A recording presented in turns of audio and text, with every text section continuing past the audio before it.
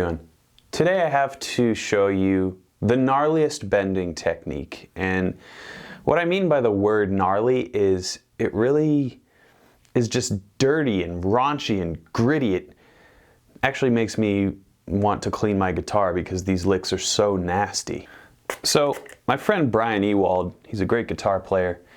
He likes to use this sort of gnarly bending technique pretty often, and other players like him that kind of just have a command over the instrument. This is a technique that requires a fair amount of attention to detail, if you know what I'm saying. It's something that really you have to get a feel for, and it involves a lot of manipulation of the pickup selection switch, as well as a very strong sense of timing. So if you're familiar with using a volume pedal per se, you know how you have to hit the attack of the strings while there's no volume and then swell that in to kind of come in on the beat with the music? Well, this gnarly bending technique operates under the same conditions. You kind of want to anticipate the bend and let the effect bloom out of your guitar. Here's what it sounds like.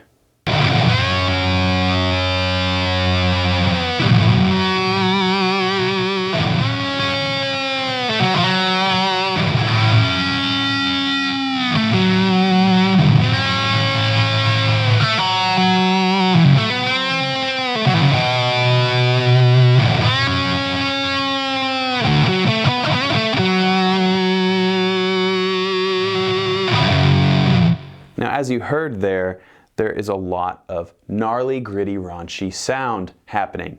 And as a result, you may want to clean your guitar afterwards.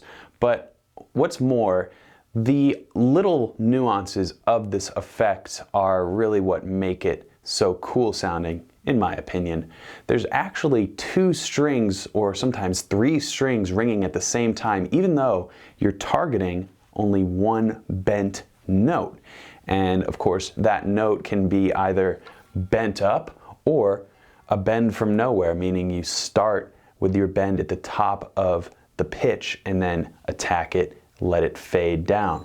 The effect remains the same as long as you have some nasty notes clashing and rubbing against that primary bend.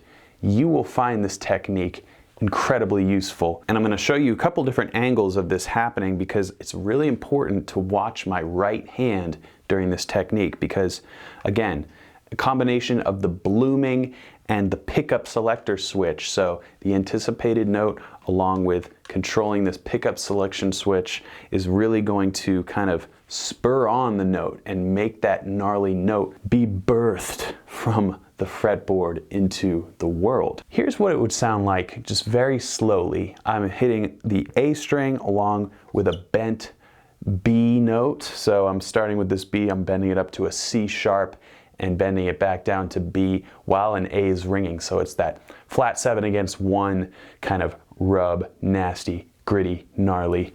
I gotta clean this guitar.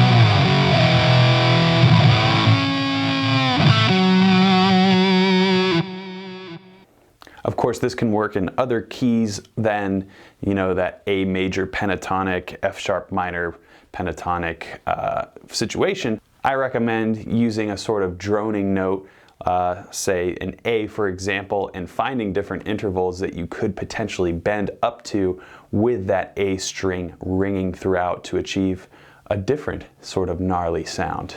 Here's how I would go about searching for the different notes. Could sound like a little bit of a Middle Eastern vibe or some sort of bagpipes to find intervals that you particularly like.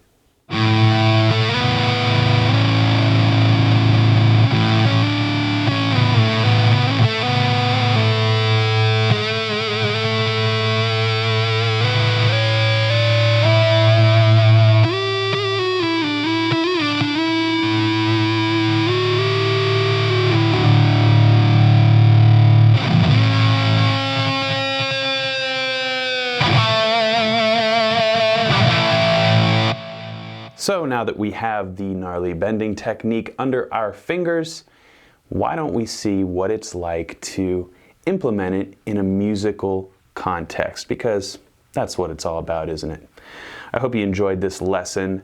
Please be sure to use this technique with caution and always be aware that your guitar may become a little bit extra dirty after using this technique. So with that, I wish you the best, and until next time, keep shredding.